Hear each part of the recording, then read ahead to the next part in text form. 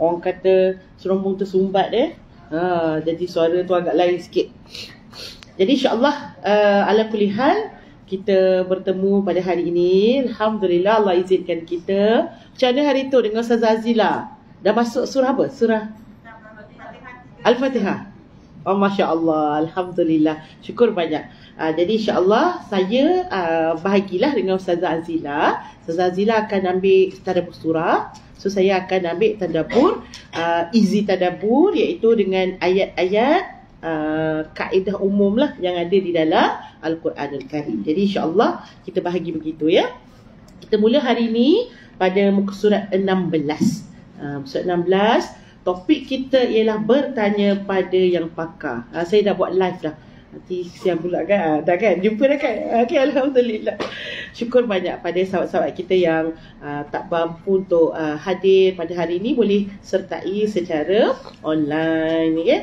Baik, insyaAllah. Alhamdulillahirrabbilalamin. Wassalatu wassalamu ala ashrafil anbiya'i wal mursalin wa ala alihi wa sahbihi ajma'in. Allahumma ftah alaina hikmatak وانشر علينا من خزائن رحمتك يا أرحم الراحمين. اللهم افتح بيننا وبين قومنا بالحق وأنت خير الفاتحين.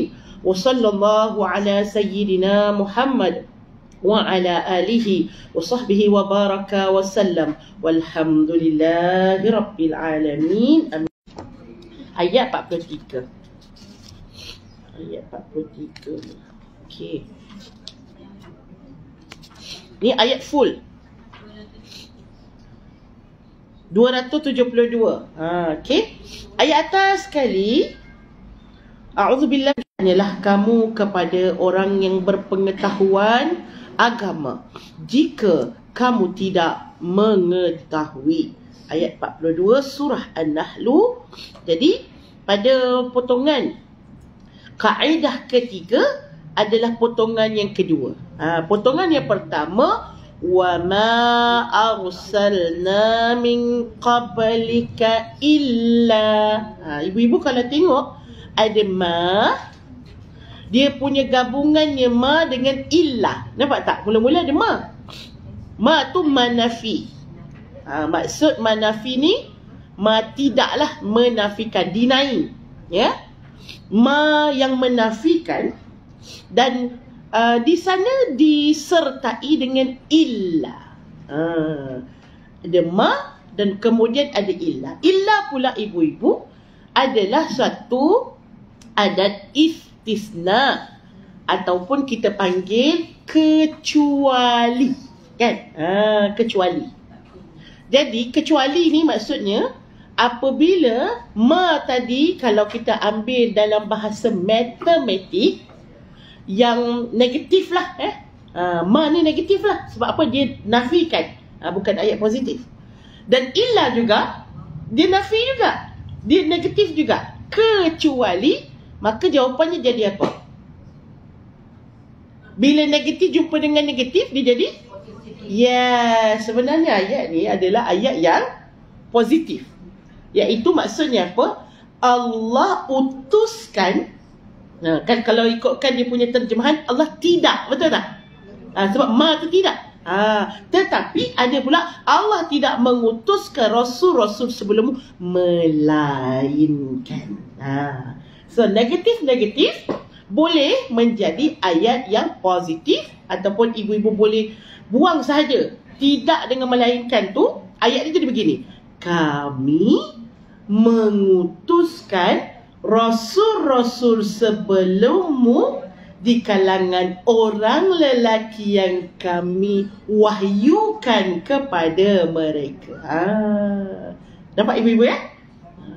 Dah kan macam tu sah, kenapa belum ada ma dengan illa tu? Kan senang, tak payah ada ma, tak payah ada illa. Baik. Ibu-ibu, bila Allah Subhanahu Wa Taala menggunakan sirah ataupun kita panggil gaya bahasa, ni gaya bahasa Quran, subhanallah, dia i'jaz ataupun kita panggil Al-Quran ni mukjizat ibu-ibu. Dia bukan sahaja pada maknanya sahaja, tapi hatta pada lafaz. Ni lafaz ni. Ma-ila tadi tu adalah pada lafaz, bentuk lafaznya. Tapi dia punya makna dia Masya Allah. Lafaz tu pun sudah menunjukkan bahawa orang yang Allah lantik menjadi Rasul dan Nabi, mereka ni bukan cakap dengan hawa nafsu. Betul tak? Mereka ni cakap bukan dengan kepala, apa yang ada dalam akal mereka, mereka sampaikan kepada umat. Apa yang mereka cakap semuanya daripada wahyu. Wa ma yantiqu 'anil hawa in huwa illa wahyu yuha.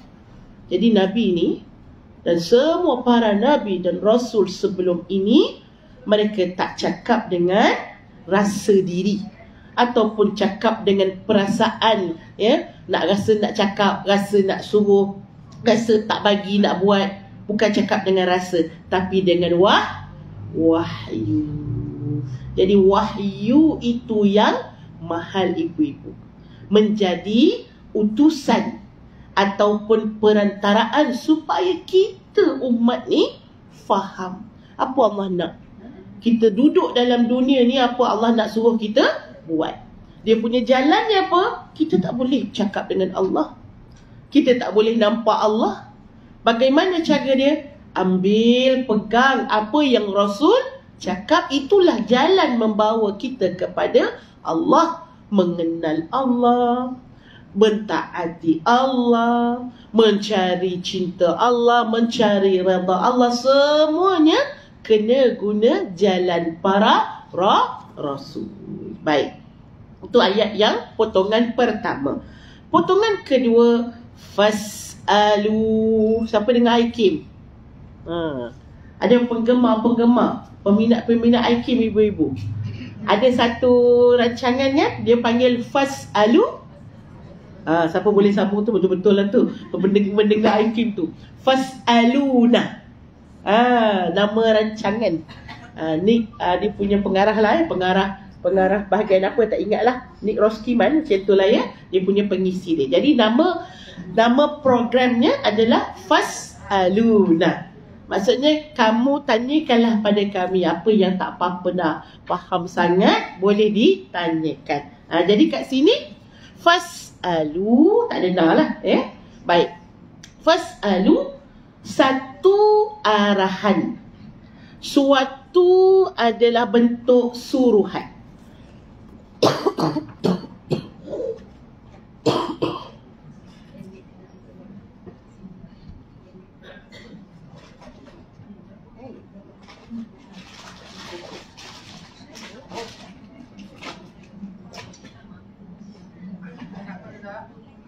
Jadi tisu mana? Apa, pakai yang ni je lah. Dia ada tisu, ada.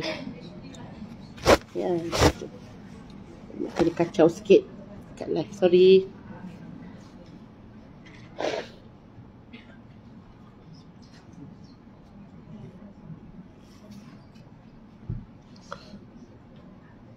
Baik.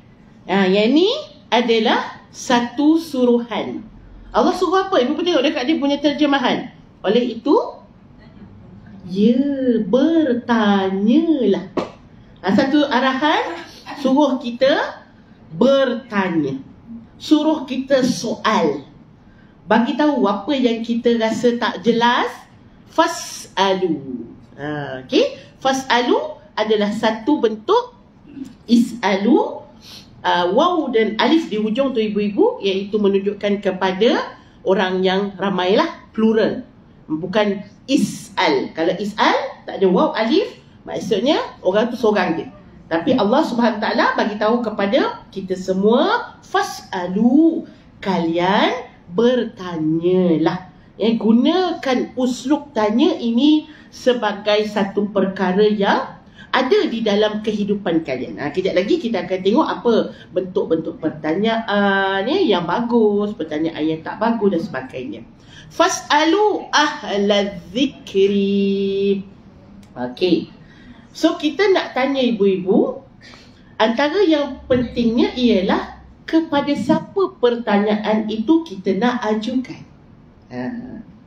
Nabi sallallahu alaihi wasallam, uslub dakwah Nabi, kadang-kadang Nabi bagi tahu, kadang-kadang Nabi tak bagi, Nabi larang para sahabat untuk buat sesuatu. Uslub dakwah Nabi lah. Kadang-kadang Nabi tanya soalan ibu-ibu. Contoh hadis Jibril, bila malaikat Jibril datang nak ajarkan kepada Nabi rukun Islam, rukun iman, tentang ihsan, tentang alamat-alamat kiamat. Mereka semua ni rasa macam tak kenal orang ni kan. Tapi nak kata orang jauh, pakaiannya macam duduk sebelah rumah je Masjid Nabawi kan. Punyalah cantik kan, tak ada pun kesan-kesan daripada perjalanan jauh, habuk ke kan, baju punya putih, rambut punya rapi. Maka mereka pun duduk je lah dekat hati, siapa pula ni? Dah lah dia tanya. Lepas tu dia pula mengayakan, betul macam tu kan, dia ni siapa kan? Dah lah duduk punya rapat dengan Rasulullah. Baik. Kemudian bila sahabat-sahabat dia ada rasa kan, tertanya-tanyalah dalam hati. Kemudian Nabi SAW tanya kepada para sahabat, kamu rasa siapakah dia? Masya Allah, ibu-ibu. Boleh dia kalau Nabi terus nak bagi tahu kan, direct to the point, boleh juga kan. Ni tadi sebenarnya Jibril bagi tahu. Tak, Nabi punya uslub, cara Nabi kata, tanya kepada para sahabat, kamu tahu tak siapa yang datang tadi? Masa tu malaikat Jibril dah jalan dah. Kamu tahu tak siapa yang datang tadi? So Nabi nak suruh kita apa? Fikir. Cuba mikir sikit, guna kepala sikit. Cuba guna kepala sikit kan? Bukannya Nabi suruh saja jawapan, tapi Nabi kadang-kadang Nabi uslub dia tanya, kamu tahu tak? Jadi dia orang mesti akan fikir dengan ciri-ciri apa yang dia buat pada Nabi, apa yang dia jawab, apa yang dia tanya, dan semua itu menyebabkan para sahabat fikir. Tapi jawapan para sahabat, ibu-ibu, subhanallah, para sahabat sangat-sangat beradab dengan Rasulullah. Allah wa rasuluhu a'lam. Masya Allah, cantiknya para sahabat ni kan. Mungkin ada jawapan-jawapan ni kan, tapi Allah dengan Rasul lah lebih tahu. Jadi bagikanlah tahu pada kami, sebab wahai Nabi, awak lebih tahu, kami ni memang tak tahu adab sebagai seorang sahabat atau bersama dengan guru.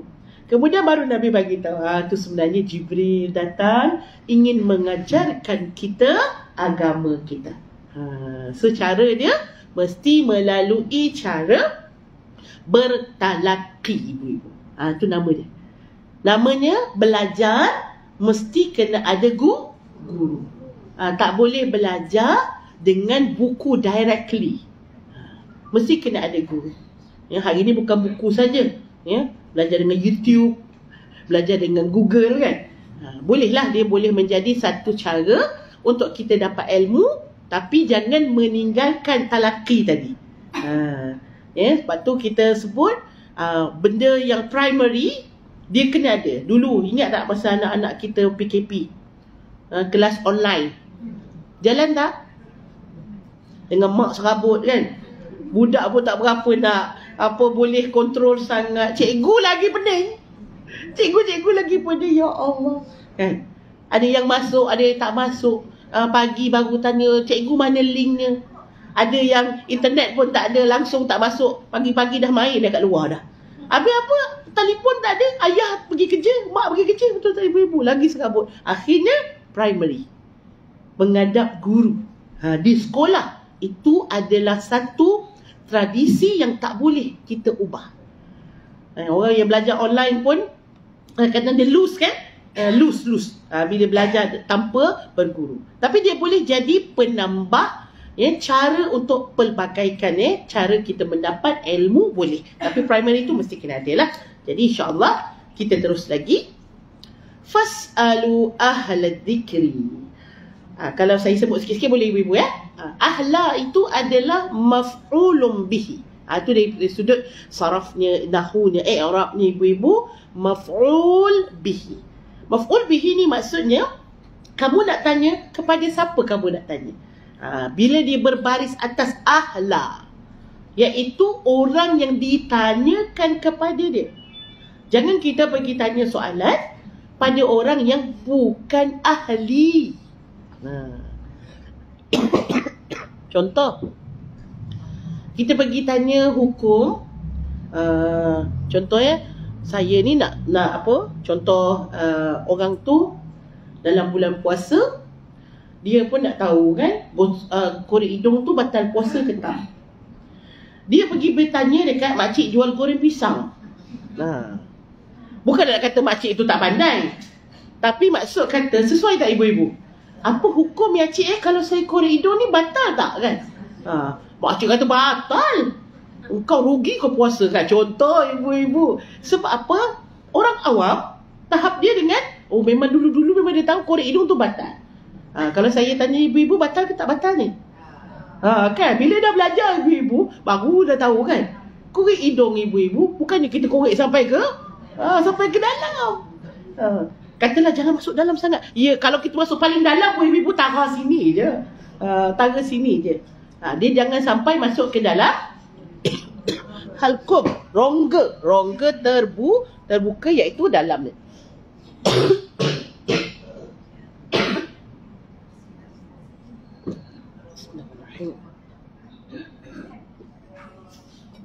Alhamdulillah. Jadi kepada siapa soalan itu diberikan adalah satu perkara yang penting. Allah bagi tahu, ketika kalian tak tahu sesuatu, jangan buat-buat tahu. Maka nanti jadi seperti tikus yang membaiki labu.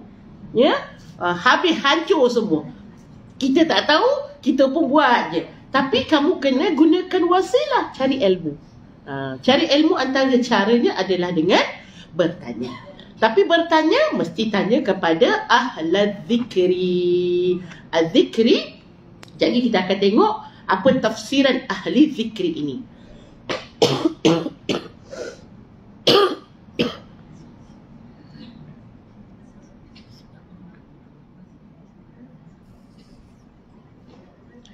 Dalam keadaan kamu tidak mengetahui.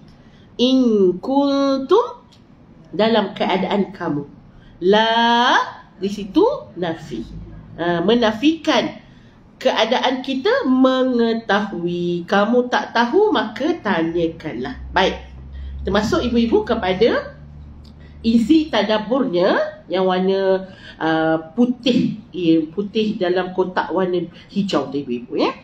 Isi tadabur melalui pertanyaan, manusia akan memperolehi ilmu dan panduan untuk hidup. Wow.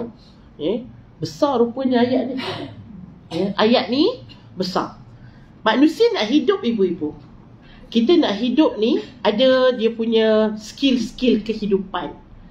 Bagaimana cara berumah tangga, bagaimana cara kita perlu menyediakan makanan. Kan orang dulu-dulu kalau jumpa orang-orang lama ibu-ibu, dia suka tanyakan. Tanya, nak buat kuih ni macam mana ya? Nampak tak? Budak-budak sekarang suka tanya tak? Tak. Dia Google je. Dia Google je ibu-ibu. Betul? Dia jadi macam apa yang kita kata, macam sombong lah. Tapi bodoh. Dia tak tahu ibu-ibu, tapi dia tak suka tanya. Dan dia pun tak suka orang tanya kat dia. Betul tu ibu-ibu Dia tak suka orang tanya kat dia tau. Dia rasa macam kenapa pula nak tanya saya? Kau siapa nak tanya aku? Dia macam tu. Astaghfirullahalazim. Satu sifat tabiat yang sangat tak bagus. Dulu kalau kita nak pergi mana-mana, kita tak pakai Google kan? Boleh bayang tak budak-budak zaman sekarang dia kata, macam mana mak aku dulu pergi satu tempat kan? Kita memang tak ada Waze. Zaman dulu kita tak pakai GPS, tak pakai Waze, kita tak pakai Google Map. Tapi ibu-ibu, kita ada orang. Betul tak? Kita guna akal. Mereka tak payah guna akal, dan zaman sekarang ni tekan je. Kadang-kadang tempat dah tahu pun dia pakai juga Waze. Sebab dia malas nak fikir. Tekan je lah kan. Ikut je apa Waze cakap. Zaman dulu tak, dia guna trademark, guna akal. Macam ayah saya, kalau nak pergi sana pergi sini, dia akan carilah kan trademark tu. Oh, ini dekat dengan apa? Saya cari trademark dulu. So bila dah pergi, dah sampai dekat trademark, sampai sana baru cari orang. Saya nak pergi ke masjid macam ni sini gitu. Jadi orang dia kata, okey, awak pergi ni jalan terus, masuk kiri sempang pertama, gitu ibu-ibu. Jadi sampai kan? Sampai ibu-ibu cari saudara mara kan? Kadang-kadang rumah jarang kita pergi, boleh sampai. Kenapa? Kita bertanya. Zaman sekarang saya pernah ada pengalaman. Saya pergi Singapura. Saya pakai apa? Tak pakai kereta lah, sebab saya takut kena saman ibu-ibu. Jadi saya pakai naik kenderaan awam. Kemudian sampai sana kita tak tahu jalan kan, jadi kita pakai Waze lah ibu-ibu. Tapi kadang-kadang Waze pun kita tak faham juga ibu-ibu. Saya pun tanyalah kat orang tu. Dia kata use your telephone. Dia tak suka ibu-ibu kita tanya-tanya dia. Dia tak suka orang Singapura. Dia kata Google kan dia kan, kenapa nak tanya-tanya. Tapi kita memang kita dah dekat ibu-ibu, kadang-kadang tempat tu macam confuse sikit kan. Jadi kita tanya, dia tak bagi, dia tak suka. Kalau suruh pakai telefon, kita tahulah benda tu kan. Nampak tak ibu-ibu? Dia mengajar kita untuk menjadi tak jauh daripada masyarakat. Biar dengan internet sahaja, dengan telefon saja. Jadi ibu-ibu, insya-Allah kita akan tengok pelbagai kita kata keperluan sebenarnya pertanyaan tadi untuk memperolehi ilmu dan panduan hidup. Baik, peringkat pertama, menurut beberapa tafsiran ahli zikri, yang tadi tu ahli zikri tu bermaksud ulama, iaitu yang mengetahui ilmu agama dengan mendalam. So kita tengok tadi ayat kita, dalam terjemahan dalam Quran kita, dia sebut apa? Orang yang berpengetahuan agama. So dia dah spesifik lah. Ahli zikri tu pada orang yang maksudnya para ustaz lah, ataupun para pendakwah.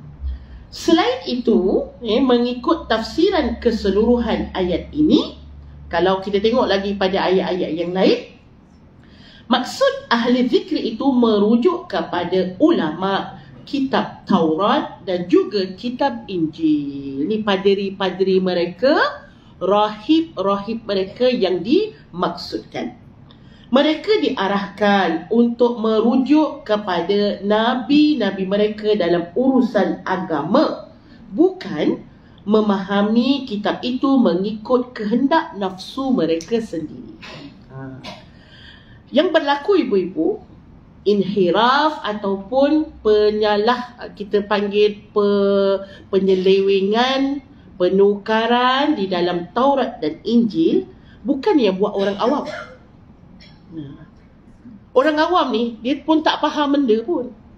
Dia ikut je. Hari Ahad pergi gereja, tadah telinga. Betul tak ibu-ibu? Apa yang dibagi kat dia tu, dia terima. Dia ibu-ibu, dia makan je. Kena suap apa, semua dia makan. Begitu juga rahib-rahib Yahudi. Yang orang awam ni, dia kita panggil apa dia tak tahu pun apa isi daripada kitab Taurat tu. Dia dengar. Jadi yang menukar ke agama ni siapa? Yes, Nabi bawa agama. Okey, sini padri dan rahib, sini orang awam. Yang tukar tu yang di tengah hari. Mereka mensyarahkan Taurat dengan Injil tak sama seperti mana yang Nabi tu syarahkan. Apa yang Allah maksudkan, Nabi faham. Para anbiya dapat wahyu dan mereka lah paling faham dengan apa yang Allah maksudkan daripada ayat-ayat tersebut. Kitabullah. Tapi mereka kan, dia mula dah jadi orang yang nak masukkan kepentingan diri sendiri. Na'udzubillah min zalik. Akhir zaman ini, itulah yang Nabi paling takut. Nabi tak takut Kalau ramai orang ni tak pandai baca ke, ramai orang yang akhlak teruk ke, Nabi tak berapa nak takut. Tapi Nabi paling takut dengan ulama su yang ada di dalam masyarakat. Ulama yang dipanggil apa? Ular dalam semak. Menyemak betul kan? Ular dalam semak, ibu-ibu. Sebab mereka ni luarannya memang alim lah. Dengan cakapnya kan, makhraj bismillahirrahmanirrahim. Kita dengar tu memang, ni memang Pak Ustaz lah ni kan. Tapi mereka yang cuba untuk menukar isi dalam agama ni, ulama su. Untuk apa? Kepentingan diri mereka sendiri. Allahu Akbar. Mudah-mudahan Allah jauhkan kita, biar mata kita ni nampak, ibu-ibu, mana ulama yang ad-da'i ilallah, yang membawa manusia kepada Allah. Dan biar kita nampak siapa yang ulama su yang merosakkan masyarakat. Mudah-mudahan kita tidak menjadi mangsa lah kepada mereka. InsyaAllah kita akan tengok lagi tadi tafsiran. Ibu boleh gariskan perkataan tafsiran dalam perenggan yang pertama. Perenggan kedua, gariskan perkataan tadabbur. Perenggan kedua, tadabbur. Tadabbur lebih luas. Tadabbur dia lebih umum berbanding dengan tafsir. Bila tafsir tadi merujuk kepada ulama Yahudi dan Nasrani, tetapi di dalam tadabbur, ayat ini boleh menjadi kaedah yang lebih luas untuk menjadi sumber pedoman kepada kehidupan manusia.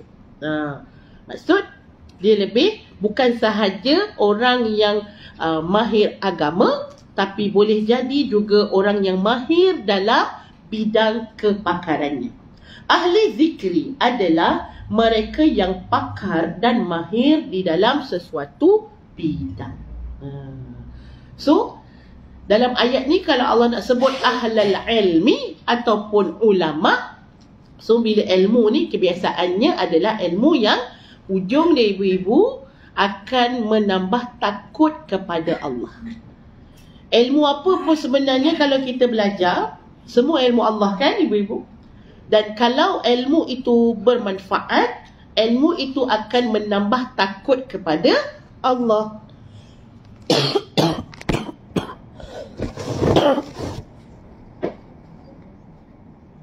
Ataupun ilmu itu menambah manfaat kita kepada manusia. Itu dia.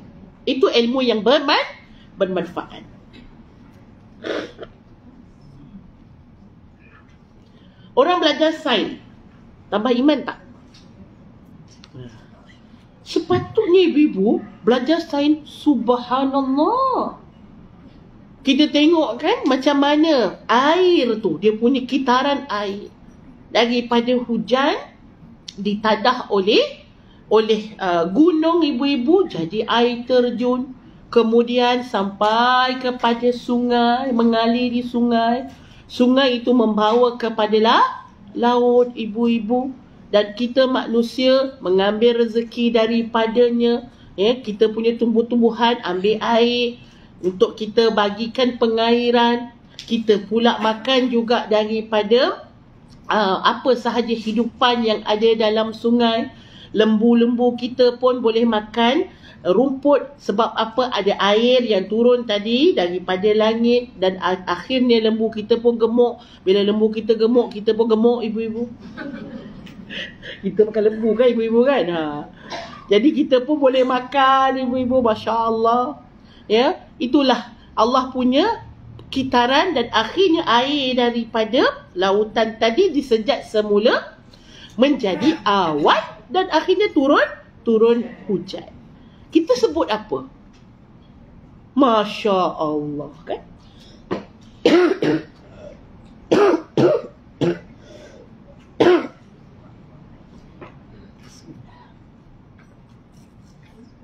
Kita akan kata, ya Allah, subhanallah, dengan kuasa-Mu ya Allah, Kau memberikan rezeki kepada kami dengan satu pentadbiran yang luar biasa, yang sangat luar biasa, yang Allah Subhanahu Wa Taala jadikan alam ini sebegitu rupa.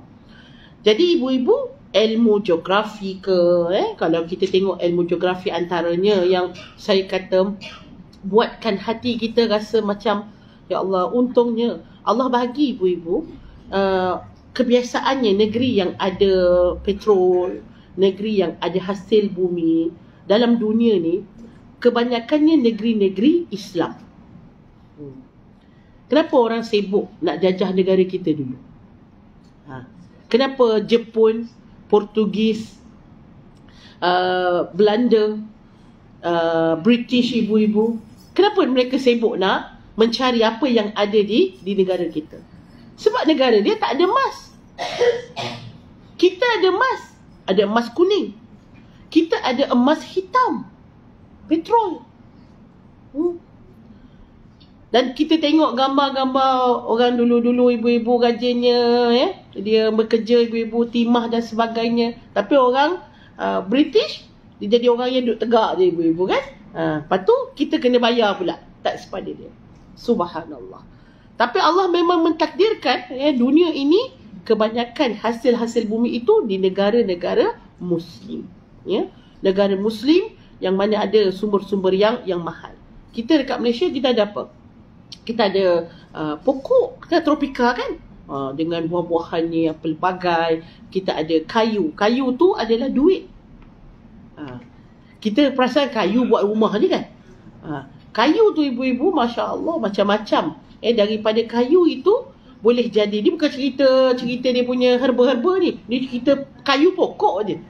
Itu pun orang jual apa pokok gaharu beratus ribu ibu-ibu. Sebab buat minyak wangi. Bukan murah harganya. Tapi biasa yang beli adalah orang luar lah ibu-ibu. Kita tak menghargai kan hasil bumi kita. Orang luar nampak, ni mahal ni nilai. Begitu. Jadi kita kata apa? Allah bagi umat Islam ni kaya ibu-ibu. Kaya. Namun kita kadang-kadang kita lebih suka kepada kemodenan berbanding dengan menghasilkan ataupun menghargai hasil bumi sendiri. Baik. Saya sebutkan kat sini, rujuklah kepada yang pakar jika kita tidak mempunyai ilmu dalam bidang tersebut. Okey? Baik. Kita kena putih kot. Bismillahirrahmanirrahim.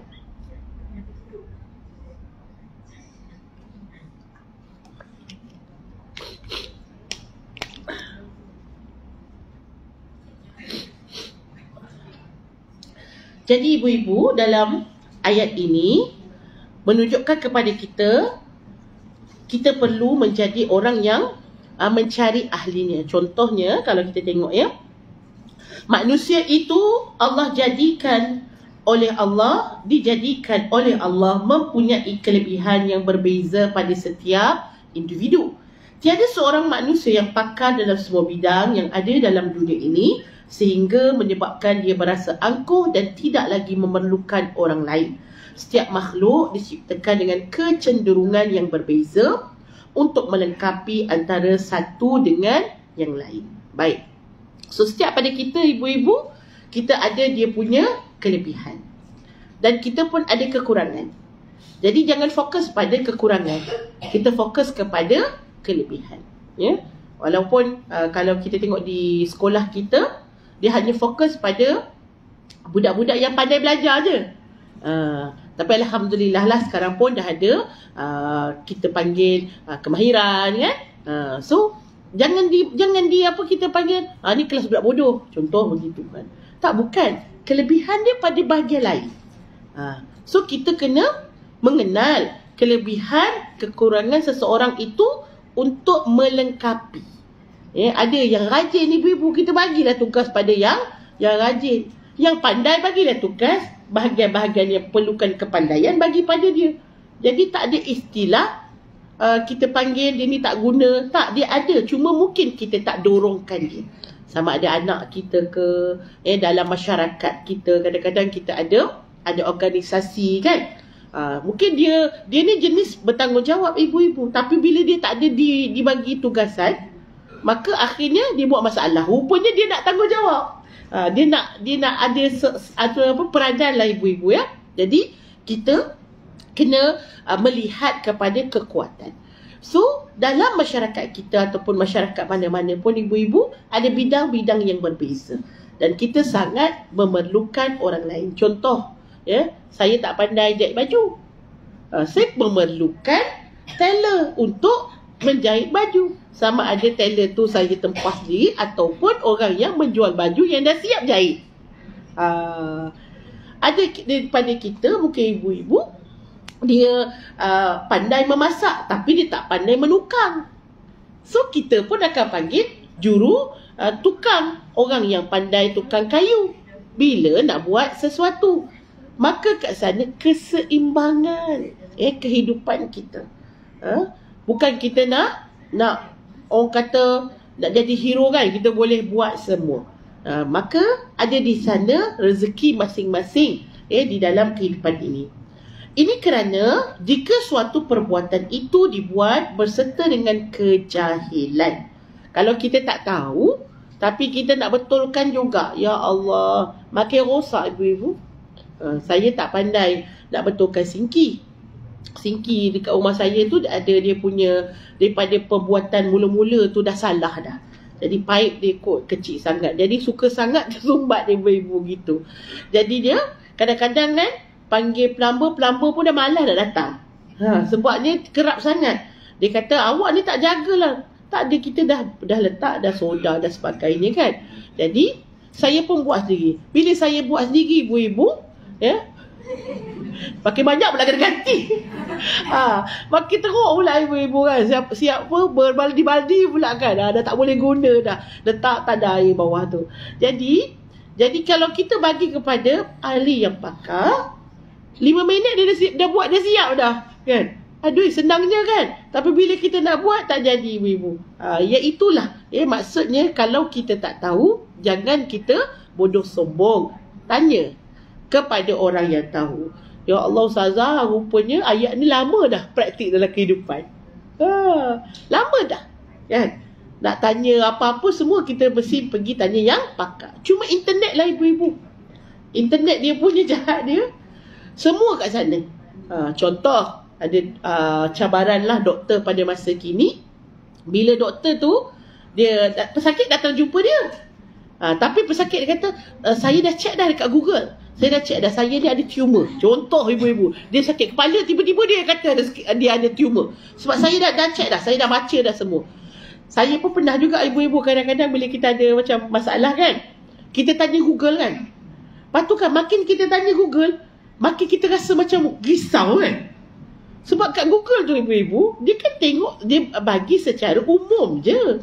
Bukan ada scan pun kat Google. Bukan ada, dia boleh bezakan simptom-simptom kita. Jadi kita ibu-ibu, kita akan jadi makin takut. Bila doktor berhadapan dengan masyarakat pada hari ni, semua dia dah Google dah. Lepas tu dah Google tak payah dah datang klinik. Tak, saya nak MC. Dia perlu juga kepada doktor tu kan. Sebab apa, nak mengesahkan dia tu sakit kan. Jadi ibu-ibu, jadi kita pada hari ni kena letaklah dia orang tu belajar 6 tahun ibu-ibu mungkin tambah lagi 2 tahun untuk kepakaran kena tambah lagi apa dia punya pengkhususan dan sebagainya. Jadi ada kepakaran masing-masing. Ini kerana jika sesuatu perbuatan yang dibuat berserta dengan kejahilan, maka besar kemungkinan kita akan tersalah dan kesalahan itu akan merosakkan dan memberi mudarat kepada manusia. Seorang doktor pula, dia pakar bab doktor, tapi dia tak pakar bab hukum hakam, betul tak? Boleh tak kalau doktor tu dah buat sesuatu, lepas tu dia macam kata, yang ni tak batal yang ni contoh yang ni yang keluar ni bukan haid yang ni adalah darah istihadah. Kita kena rujuk balik, walaupun doktor tu mungkinlah dia Islamik kan. Misalnya kata pusat perubatan Islam lah begitu kan. Dia ada nama Islam dia, mungkin dia Islamik. Tapi kita kena rujuk juga kepada fiqh. Bila kita nak tahu batal ke tak batal, kena rujuk pada ulama fiqh. Kita nak tahu darah jenis apa, maka kita kena tengok ciri-ciri darah haid. Apa ciri darah haid? Kalau tak ada ciri darah haid, okey. So, jadi bertepatanlah dengan nasihat doktor tadi. Begitu. Ya. Ada orang tanya kat saya. Saya buat khusus haid ibu-ibu. Saya memang buat dengan kaedah lah. Saya suka buat kaedah. Jadi antara kaedah kita buat ibu-ibu, kita buat table ya. Waktu ataupun tempoh paling minimum suci. Kita haid, lawang pada haid suci ibu-ibu. Jadi minimum suci berapa hari? 1 hari 1 malam? Suci bukan haid. Suci, yang bersih. Dalam sebulan 15 kan? So 15 hari 15 malam ibu-ibu. Jadi dikata, Ustazah, saya ada dengar 14. Kenapa tak 14? Kenapa 15? Saya pun kata 14 sebab kalau doktor dikira kitaran haid tu 28. Kan? Kitaran cycle haid untuk para perubatan, dia tulis itu adalah 28 hari. So jadi bila 28 hari, minimum seseorang itu dia separuh. So 28 bagi 2. So jadi 14 lah. Tapi kita ni belajar apa sekarang ni? Kita bukan belajar perubatan. Tak kisahlah pakar perubatan dia buat 28 ke, dia buat 35 ke. Kita bila bab hukum, kita kena rujuk kepada ulama fiqh, iaitu mazhab Syafi'i. Pergi ambil buku mazhab Syafi'i. Ya, paling rendah sekali ibu-ibu, Matan Subat, paling rendah-rendah Safidatun Najah, Fiqh Manhaji kan, dalam mazhab Syafi'i. Kita tengok kat sana berapa Imam Syafi'i tulis? 15, bukan 14. So, kat sana ibu-ibu dia ajar kepada kita, bila kita dalam satu bidang, kita kena rujuk kepada bidang tersebut. Yang doktor ajar tu memang bagus. Contohnya doktor bagi tahu kan, awak di haid panjang sangat, mungkin awak ada masalah kot, pertumbuhan dan sebagainya. Okeylah, itu kepakaran dia. Tapi bila bab hukum, kena ambil balik kepada fiqh. Nampak ibu-ibu Fas'alu ahlan zikri. Apa dia punya bidang dia, kita kena rujuk pada yang pakar. Dengan ilmu akan menyelamatkan manusia daripada kebinasaan. Kalau tak ada ilmu, maka dia akan jadi rosak.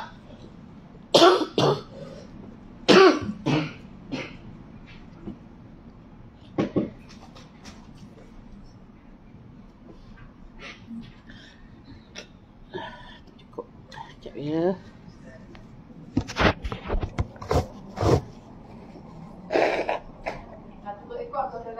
Tak okey je. Saya tak rasa sejuk pun. Tak rasa sejuk pun kat Siti. Okey. Baik. Terima kasih. Keprihatinan kat Siti. Masya Allah. Jom kita tengok lagi. Dia akan menyebabkan kita akan jatuh dalam kebinasaan. Antara cara untuk memperolehi ilmu. So menyoal ini adalah antara cara. Bertanya, cara mendapat ilmu. So, orang yang banyak bertanya, orang yang tak, kalau dia tak tahu dia tanya, ibu-ibu, dia akan mendapat ilmu dengan pertanyaan dia. Jadi, dianjurkan untuk bertanya kepada yang pakar. Kaedah ini dipakai dalam segenap bidang.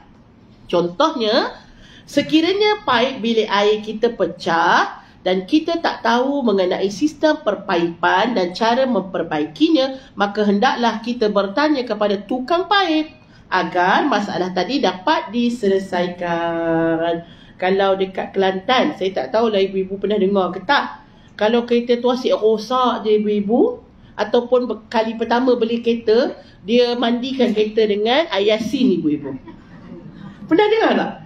Ada kan? Betul. Apa kaitan air yasin juga? Air yasin dengan mandikan kereta ibu-ibu, ya Allah. Kalau budak-budak nak periksa tu ibu-ibu, dibawanya pensel, dibawanya pemadam, pembaris, suruh ustaz bacakan doa. Pensel tu membeli, aku pula kena ruqyah kan. Apa pula aku pula kena ruqyah. Saya rasa benda ni dia macam kelakar ibu-ibu kan. Kita rasa macam dia apa kaitan ni kan.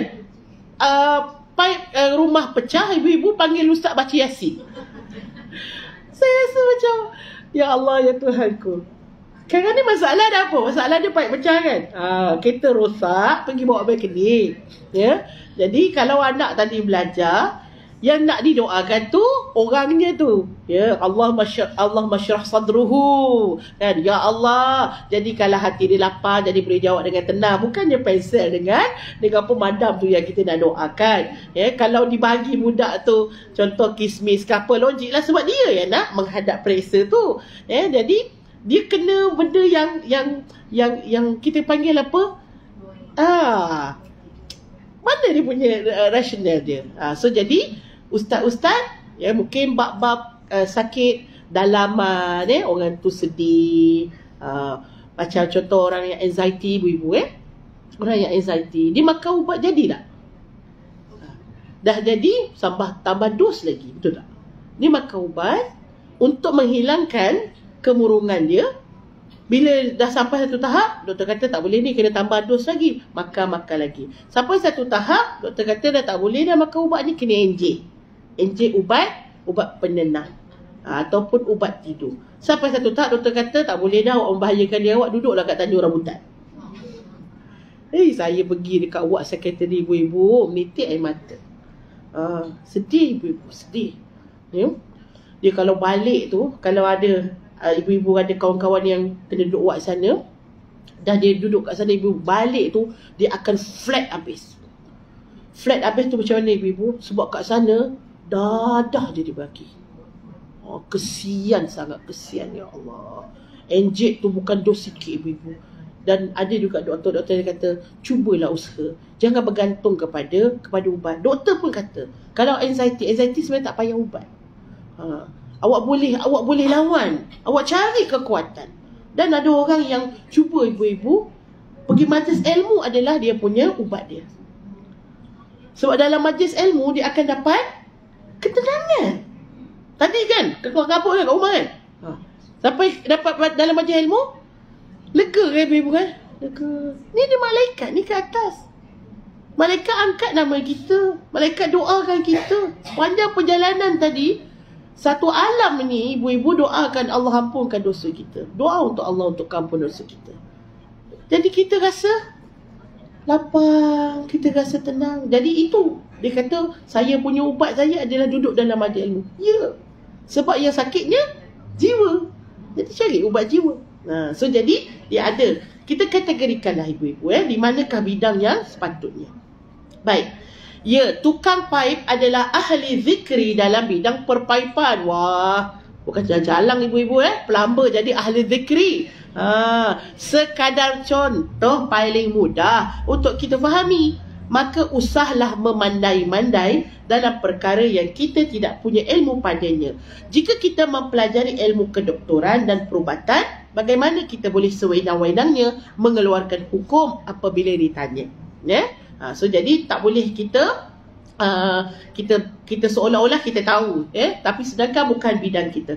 Bidang hukum halal haram hendaklah ditanyakan kepada para ulama. Ya, mereka mempunyai disiplin ilmu dalam bidang tersebut. Amanahlah kita dalam bidang kepakaran kita. Dunia hari ini dengan maklumat di hujung jari menyebabkan manusia tidak lagi merujuk kepada yang pakar. Ya. Mereka tak cari yang pakar, tapi dia cari carian di internet yang menjadikan manusia tidak lagi mahu bertanya kepada yang pakar. Sedangkan kita tengok pula dekat internet, siapa boleh tulis? Media sosial, siapa boleh tulis? Siapa-siapa pun boleh tulis. Siapa-siapa pun boleh bagi saranan. Siapa-siapa boleh mengaku dia sudah melalui. Kalau dia dah melalui pun tak semestinya dia pakar. Orang jadi tak amanah dengan apa yang dia ada. So everyone can share. Semua orang boleh share apa dia rasa, Apa dia fikir, kan? What is in your mind? Facebook suka tanya kita, kan? Suka-suka hati je nak tahu apa benda dalam kepala otak kita, kan? Suka-suka hati je nak tahu kita ni suka apa. Mereka, Google ibu-ibu, dia punya kira-kira dia tu, dia orang mencari interest kita. Setiap pada kita ni diburu interest kita ni apa. Sebab tu bila kita tengok apa yang dipaparkan, kita rasa melekat, kan? Sebab apa? Itu interest kita. Dia dah belajar, dia dah apa kita panggil, dia uji kaji kita ibu-ibu, dengan apa yang kita cari, apa yang kita tonton. Akhirnya dia keluarkan, okey, interest orang ni adalah majlis ilmu. Nanti dia keluar dah wajah-wajah ilmu. Walaupun sebelum ni dengar ustaz lain pun keluar masuk. Ada orang suka masak, macam-macam masak keluar, kan? Cik Sayang lah, Khairul Amin lah, kan? Dengan apa nama, ikutlah yang dessert kan. Dia belajar, dia kaji kita ibu-ibu. Jadi ibu-ibu, dia bukan satu kepakaran, tapi dia adalah satu marketing. Bila kita dah minat ibu-ibu, akhirnya kita membeli. Bila kita suka, kalau kita tak beli pun, kita bagi kita punya masa, kita bagi umur kita, kita bagi masa kita untuk ditonton. Dan pada mereka, masa kita itu adalah duit. Dan mereka tahu, dan mereka akan iklan ke sesuatu yang dekat dengan interest kita. Ini semua ada di dalam internet. Muka surat yang terakhir, surat 18. Siapa yang boleh berkongsi, siapa pun boleh sahaja berkongsi hatta pada perkara yang mereka tidak tahu sekalipun. Ambillah Al-Quran sebagai petunjuk hidup yang aman daripada fitnah yang berleluasa. Mari beramal ibu-ibu. 3. Terus apa yang kita boleh amal terus dalam ayat ini, surah An-Nahl ayat 43. Pertama, rajinkan diri untuk bertanya sekiranya tidak tahu. Malaysia ni macam ni, suruh tanya dia tak tanya, tapi bila ada orang tanya tak berhenti pula dia bertanya. Dia nak mula tu macam, semua tak tanya, nanti orang kata, kau kenapa tanya? Kan dah lambat. Contohlah macam tu, kan. Tapi lepas tu dia bila dah tanya tu, dia dah macam yakin lah. Maksud dia pun akan tak berhenti bertanya. Ilmu lah yang mengajarkan manusia untuk menjadi pandai dan bijak. So kita nak cinta kepada ilmu, kerana ilmu itu menjadikan kita orang yang lebih efektif, lebih bagus. Nombor 2, orang yang jahil akan merosakkan diri mereka sendiri dan terkadang merosakkan orang lain. So, dia punya resolusinya, buanglah kejahilan dalam diri kita. Ya, musuh utama manusia adalah kejahilan dalam diri sendiri yang lebih berbahaya daripada musuh yang bersenjata. Allahu Akbar. Ya. Ibu semalam tengok apa? Palestin, kan? Masya Allah. Orang kata daripada awal sampai akhir lah berendam air mata ibu-ibu. Ya Allah, ya Allah, ya Allah, ya Allah. Ya? Bila balik tengok anak ibu-ibu, kan, nitik air mata kita tengok anak. Macam tu lah anak-anak kita dekat Palestin, anak-anak kita kat Gaza, kan? Subhanallah. Ya, ujian mereka sangat besar ibu-ibu. Dan kita pun, hakikatnya ibu, kita pun diserang. Kita pun diserang. Cuma ujian kita bukanlah bom, ujian kita bukanlah senjata, tapi ujian kita adalah untuk menyebabkan kita ini tidak sedar bahawa kita ini tidak tahu. Mereka sibukkan kita dengan kes, dengan isu, dengan tak habis-habis ibu-ibu hiburan, konsert tak habis-habis. Ni isu terkini apa ibu-ibu? Fatah dengan Fazura dah bercerai. Keluar pula isu baru. Bila pula Imam Ma'imum bercerai? Tahu-tahu dah habis dah. Banyak kerja netizen ibu-ibu. Bila buka tu ibu-ibu, semua orang masing-masing akan share. Betul tak? Pada saya rasa dia kenal ke Fazura?